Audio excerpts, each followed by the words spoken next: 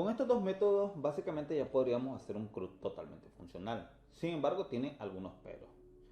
Lo primero es que el primer método, Execute SQL Query, ejecuta cualquier consulta. No necesariamente tiene que ser una consulta insert. Puede ser una consulta update o ejecutar un procedimiento almacenado o una vista, etc.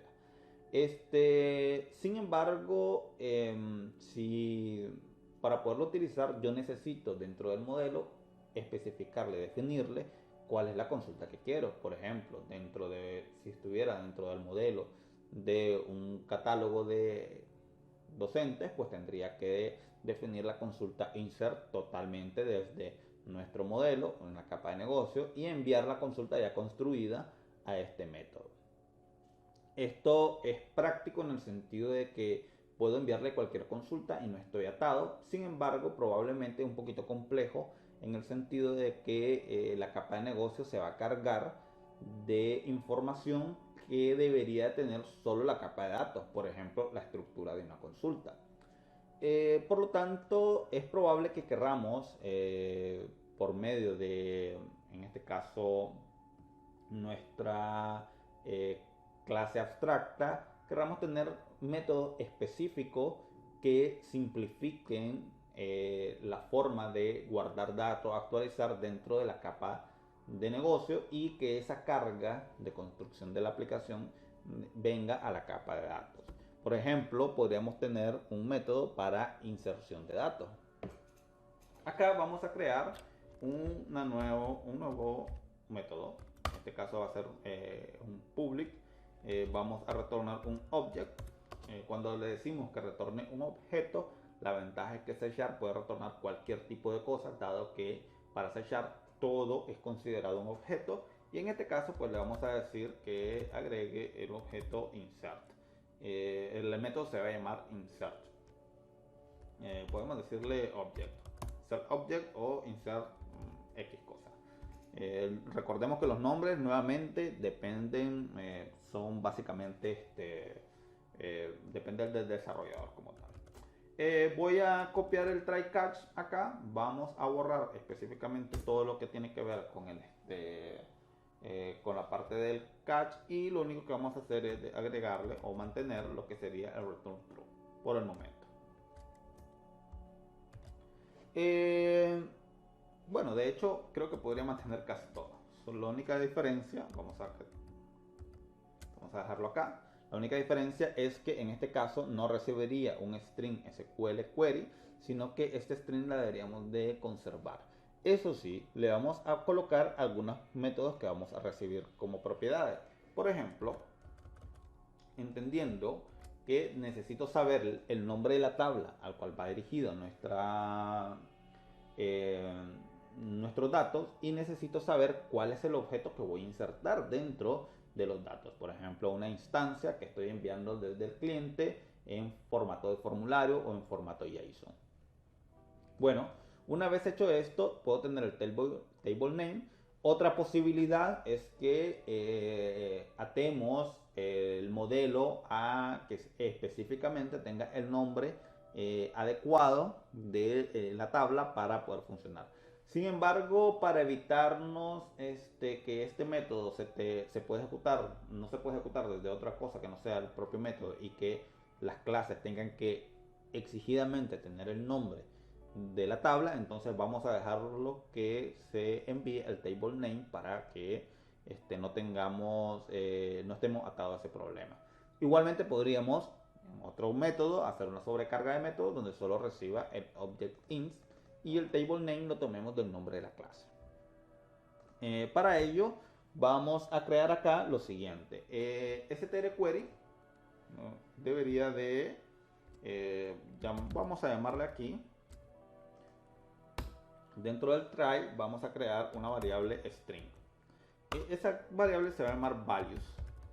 Values que básicamente sería los valores que vamos a insertar dentro de la tabla. Luego de esto voy a crear el str query string, y básicamente lo que vamos a hacer es lo siguiente. Le vamos a decir al str query que sea la siguiente consulta, que sea un insert into, en este caso el table name dentro del nombre de la tabla que está recibiendo como parámetro y que los valores sean los values que están viniendo por medio de nuestro cadena string. Bueno, hasta ahí estamos bien. Luego de eso yo lo que necesito entonces es saber quiénes son esos valores para poderlos colocar de forma adecuada que la base de datos pueda entenderlo de forma correcta al momento que se envíen. Entonces, para ello yo necesito tomar todas las propiedades de nuestro objeto. Dado que me interesa, bueno, C# es un lenguaje fuertemente tipificado, entonces yo necesito, no puedo recorrer las propiedades de un objeto sin saber específicamente qué propiedades posee. Dado que es un objeto genérico y no tengo, no sé realmente qué clase va a venir, si va a venir una clase docente o va a venir una clase producto o va a venir una clase catálogo, del que sea. Entonces yo necesito poder tomar, leer ese tipo de datos para poder recorrer sus propiedades. Por lo tanto, lo primero que vamos a crear es una variable type que va a recorrer, va a tener por nombre --type, y lo que va a hacer es tomar el tipo, esta variable va a tomar el tipo del objeto que está enviando. De esa manera garantizamos que nuestra aplicación sepa específicamente qué objeto es el que va a leer al momento de hacer el recorrido. Por otro lado, voy a necesitar agregar un arreglo de propiedades. Este arreglo de propiedades es una librería que tiene C# que me permite, por medio de este tipo de datos, tomar todas las propiedades y guardarlos como que fueran un arreglo normal. El arreglo de propiedades no está incluido directamente dentro de las librerías y debo de agregarlo de forma manual. Y debo de utilizar la librería using system.reflection. Cabe destacar que no es que tenga que descargarse, sino que simplemente no está incluido por defecto entre las librerías básicas que utiliza cada aplicación. Luego de esto, una vez que yo tengo el arreglo de propiedades, lo que tengo que hacer es simplemente crear un ciclo y voy a recorrer básicamente lo que serían nuestras propiedades. Vamos a darle enter acá. Este ciclo lo que va a hacer es un ciclo for each, va a recorrer todas las propiedades dentro de property info. En este caso, la lista de las propiedades como tal. Y por cada propiedad que encuentre, lo que vamos a hacer es una lectura de esos datos. Por ende, lo primero que vamos a hacer es capturar, primero que nada, el nombre del atributo. Siempre va a ser un string, por ejemplo, el ID catálogo, la descripción, el estado, etcétera, son específicamente los nombres de los atributos. Y podemos también capturar en este caso el valor de ese atributo, obviamente tomando de la instancia que está recibiendo como parámetro ese valor. Entonces el getValue tomará el valor y lo va a guardar dentro de la variable attributeValue. Algo importante es que se declara como var porque realmente yo no sé qué tipo de dato va a recibir. Dado que no conozco realmente qué instancia o qué clase va a entrar acá, entonces lo que hará él es, si recibe un date, pues lo pondrá como date. Si recibe un float, pues pondrá una variable del tipo float. Igualmente pasará con entero, string o colecciones de clases. Por último, lo que haremos será lo siguiente. Dado que lo que necesitamos es saber si cuáles son sus valores y estos valores concatenarnos a la variable values para convertirlo en un string y que luego esto pueda ser ejecutado por SQL sin ningún problema, colocaremos la siguiente condición. Le diremos lo siguiente. Vamos a hacer un poquito esto más grande para que lo podamos ver y leer de forma adecuada. Primero será lo siguiente. Si el tipo, en este caso el type of, de nuestra variable es string o es deadtime, lo que haremos es colocarle o concatenarle a values el valor más el valor del atributo convertido en string, pero entre comillas simple. Esto se debe a que SQL, cuando recibe una cadena o una fecha, esto lo debe de poner entre comillas para poderlos guardar. Cabe destacar que muy probablemente haya otros tipos de datos que también se tengan que colocar entre comillas al momento de guardarlos. Hay que tener mucho cuidado con esto. Para efectos prácticos de este ejemplo lo vamos a hacer de esta manera. Sin embargo, es probable que necesitamos agregar más elementos al condicional.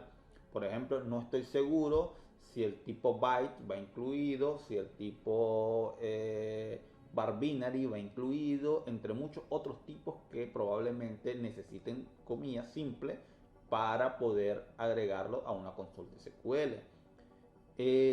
Si por lo que sea en algún momento ustedes tienen algún error de este tipo porque están mandando un tipo de datos y no se puede guardar porque la consulta no está bien escrita, entonces deben de verificar este método.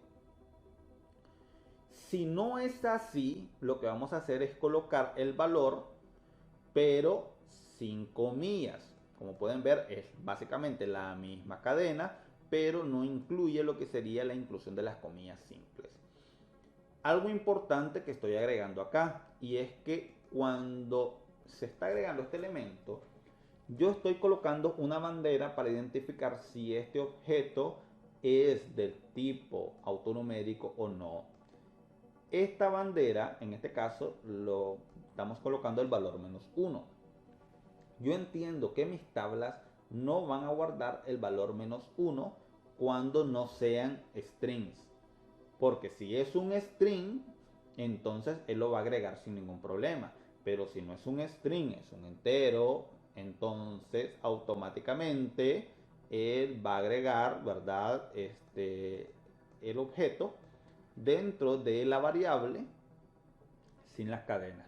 Cabe destacar que la condición aquí dice, si es entero de 32 bits y su valor es igual a -1, entonces él va a agregar